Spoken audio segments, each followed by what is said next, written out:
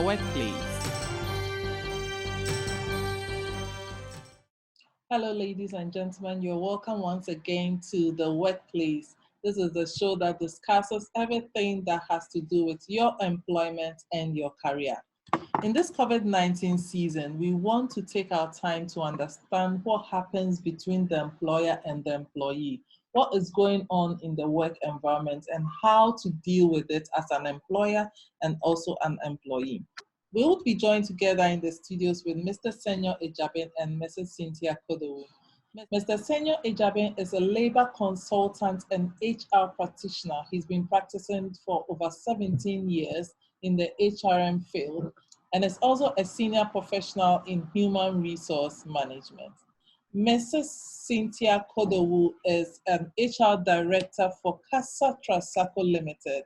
She has had over 15 years working experience in different companies across various industries, which includes the banking, insurance, hospitality, and retail industries. She has an MBA in project management, an associate member of CIPD, has CHRA, CHRMB, CHRBP, and other relevant professional qualifications, and is also passionate about people management. Welcome to the studios. COVID-19, how has it been for you? How have you coped? What is going on at home, workplace, Mr. Ejabin? Basically, the country is officially on lockdown in Accra and Kumasi, Kaswa and Tema. So basically, we are observing that. However, for some of us in the construction and mining sectors, we have been exempted. I'm working and observing the social distancing. We're following a flexi work schedule at work. So we have minimum contact hours with each other and the colleagues and all the people working with us. How are you also dealing with COVID-19, work, home? How is it going? Prior to the lockdown, we try to put in measures as to what we need to do to mitigate the situation, and so we quickly identified the people who can actually work remotely. Ours is a retail business, and so normally it has to be a physical interaction. So once we are on lockdown, it's impossible to be in the shop to render the service. But we do 10 key projects as well, and so the individuals that are into construction designs and kitchen designs work remotely, the accounts department as well. So we had to make provision for people to have their computers with them, get them some bundle to work with. And so we had to do a whole lot of, trying to provide the essential things that they would need to work remotely. Today being the first day at home, it feels a bit weird because Monday mornings, normally you are rushing off, you have so much to do, your mind is already, crowded. And so when I woke up in the morning, I was like, oh, wow, what's going on? Like, for a moment, it took me a while, but you rather need to do other things through the email and all that. So quickly you have to check who is sending you what, who needs what assistance and all that. And of course, facility like ours, we needed to set up a security detail. And so that took a great deal of is just trying to prepare the team to handle any kind of situation. And I believe that all HRs have had to do so much work, especially working on the psychic of our employees at this moment, because a lot of them were a bit apprehensive of what if. And so we had to do a lot of, communications here and there. So basically that's what we've had to do. Now, being home for 2 weeks means that you get to become a full housewife. When I go to work, you can be a partial housewife. But now they are forcing us to be full housewives. And so here we are. You have to think about breakfast, lunch, supper. And so that's a new role I have assumed, the Minister of Domestic Affairs. So, so that's how by far we're also managing. Senor, how are the employees coping with this? Because, when most of us are now home and they have to be at work, how does it feel like? Are they coping? Well, generally that is the feeling. Generally, that is the feeling that they would have wished that they were part of the lockdown. Unfortunately, they are not, and so they have to work. But the most important thing is about assuring them and also ensuring that you provide the necessary PPEs and other equipment for their safety. So the major exercise we have had to do is to, sensitize as well as communicate to all the workers about what they are supposed to do personally and the collective responsibility towards ensuring that they are safe. Now, knowing very well that all the various amenities have been provided for their safety and also information shared and directives given on how they can work safely, then I believe they are quite comfortable with the processes that have been put in place. So they are working. Construction is a very regimented program or process in terms of work. So people have their deadlines, they have their program schedules they have to follow. So everybody seems to be busy. But interestingly, at the head office, however, we offer support to the field workers. And so we're trying to ensure that we have minimum contact hours during this period within the colleagues and also the general workforce at the head office. Okay. So a flexi work schedule is in place, which I mentioned earlier, and that helps us to work independently of each other, but support the work in the field. Okay. So generally, I would say that employees are taking it well because they are well informed, okay, and they also understand the situation. And so, yeah, they're coping quite well. Okay, then we'll go straight into our questions. And I see Cynthia has gone off for a while, but don't worry, we'll move straight into our questions. The first question I have, actually, which came out of what you just talked about, your workers at the beginning were feeling a bit agitated about working while some are at home. I want to ask, is your company, or should companies even give extra benefits for this time, those who are in the office working? Well, I think it is, it's supposed to be something that individual companies should look at. Okay. It's a motivation issue.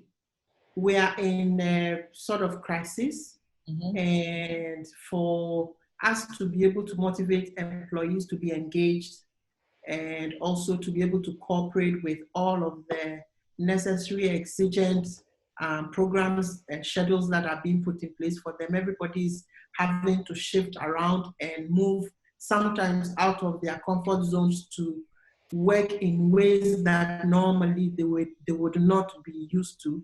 I think that, yes, it's something that should be encouraged if there are funds available, if an organization has emergency funds to be able to fund a kind of incentive for the period, that is fine. Unfortunately, it may look like organizations have been hit. This is first quarter. Most organizations were just putting plans together to actually fully go into operation. And then this issue hits. So a lot of organizations are actually in shock. Their finances are in a kind of disabled, state. And so, yes, organizations should look at it and see if they can fund such benefits, incentives for the period. If they can, that is good.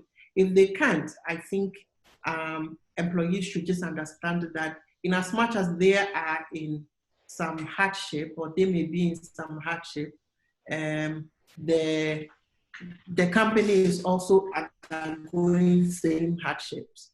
Yeah. Okay. Next question. Can my employer terminate my contract because of COVID-19?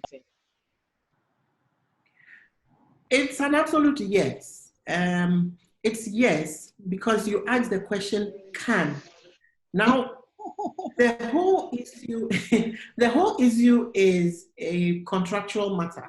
Okay. So, assuming under the circumstances, the operations of the company can no longer be sustained, and so the company has to shut down, as has happened to many organizations globally, then the employer will have the right to be able to terminate using the, the period as a reason or as a ground. So it can be done, but can it be done lawfully? That is the problem. Okay. For example, if an organization needs to close down based on this, then they would have to, per our laws, go through a redundancy process. Is the organization well funded to be able to go through the redundancy process? That is a question they need to answer. So yes, there is the possibility and the ability of an organization to be able to terminate the contract based on this lockdown or this COVID-19 pandemic, period, but it still has to be done contractually. So it again would be on individual organization basis and also individual contracts, because no two contracts normally would be the same. Okay, so let's just say, okay, I am not terminating their contract, but then I want them to, whilst they are staying home and work is not going on. Let's say for organizations, let's say shops. So once we are not in the shop, we are basically not selling anything. We are not even doing work from home. Now, if that is the case, then if that's the case, how do I ensure that I cannot be paying salaries? So why don't I just let them stay home? Let's maybe put a halt to their contract, and then when COVID-19 comes to an end, we could reinstate them or let them come back. But then for the period of time where they are home, we will not be paying a salary. How would that be possible? Well, this is a very good question. And I know that a lot of business owners have had to wrap their head around this one. The point is this, that the pandemic being declared has created what we call a force majeure situation, where possibly the business under normal circumstances cannot operate the way it normally has to operate through no fault of the business and also through no fault of the employer, of the employee. However, an employer has to have had in the contracts with the employees or the employee contracts a force majeure clause for them to have been able to enforce that. Now, assuming that the contracts, employee contracts do not have the force majeure clause, there are stepwise things that an organization could do or could have done. First one would be to have employees take their leave. Employees have a statutory mandatory annual leave of 15 days minimum for 15 working days minimum for each employee. And in certain organizations, per their policy, there's more. So they can take their leave as an initial,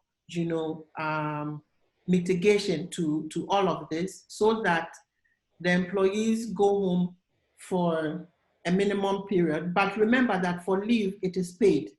But let's come to the unpaid absence. So there is something also, which can apply, which is the leave without pay, right?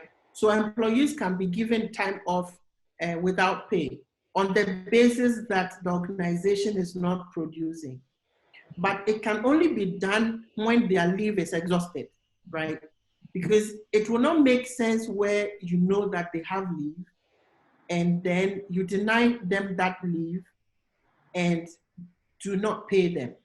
So their rights are going to come first. And then when those rights are exhausted at law, then you can apply other processes such as leave without pay. But there's also suspension of work. On the basis of the declaration of pandemic or a national lockdown or partial lockdown, a regional lockdown, an organization can take advantage of the lockdown and shut its business and suspend work. Under such conditions, the employee would not expect to be paid. Okay, but then again, the caveat will be that the employee should have had to exhaust their leave first so that they can earn some pay there before and to while away the time before you can put in place some of these things. There are more interventions that can be put in place, but I think these few ones would be able to suffice for such a period. And assuming there's an extended period, there are ways of handling some of those things. Okay. Next question is, does my employer have any control over my working hours as I work from home? Cynthia, can you answer that? Organizations, what they've had to adapt is to agree with the various employees on the work period or the duration of work that you need to be doing. And so everyone is logged on to the platform, let's say from 9 a.m. to 5 p.m. Once the organization has come to terms with the work period, you need to comply, because for every moment you are seated at home, for as long as the organization has decided to pay your full salary for that period, you work as though you are at work. The only difference is that you're having the flexibility of working from an off-site place. Because, you know, in some organizations, it's a chain reaction. Your work ends where someone else's work starts. And so it is not a holiday. We are working as though we're still operating in the office, okay? And we do know that there will be interruptions. Okay, we do know there will be interruptions, but employees are, you know, employed to ensure that the interruptions are minimized. Okay, we know the kids comes, but the advocacy is that people put in as much to work from home, and so we know that the transition is not going to be smooth. However, I'm working, but yes, you need to work for the period that has been assigned by the organization. It is also a fact that perhaps the nature of your work may be that you need just 2 hours to get it done for the day. Depending on who your line manager is, you can agree that I get the job done, send you the output, it is reviewed, and then it's case by case, let's as usual, we're working. That's exactly how it has. Now we'll move on to the next one, and which talks about sick leave. And someone is asking, am I eligible for sick leave pay during COVID season as I work from home? So maybe the person is working from home and he wants to know, during the period he fell sick, this is not COVID related sickness, maybe a headache or malaria or something. Is he still eligible for all his sick leave benefits as he works from home? Absolutely, yes. Take this opportunity to explain the whole concept of flexi work. Flexi work basically means that you are working remotely and sometimes from home or any other location. And working from home does not mean that your incentives or your rights at law while you are working have been curtailed. Everything is still standard. And so a person is still entitled to their sick leave. And all the sick leave processes are still, or procedures are still at play. So that when you say you are not well, you notify your supervisor, you go to the hospital, you provide evidence of hospital visitation, and if you have any excused duties, you need the medical certificate from the approved doctor. All of those procedures for sick leave are still at play. So the only thing that is different is that you are working from another location, which is home, but it does not mean you are not working. So yes, absolutely yes, the person is still entitled to their sick leave, but they cannot just sleep at home and say they are sick. They need to go through the sick leave processes.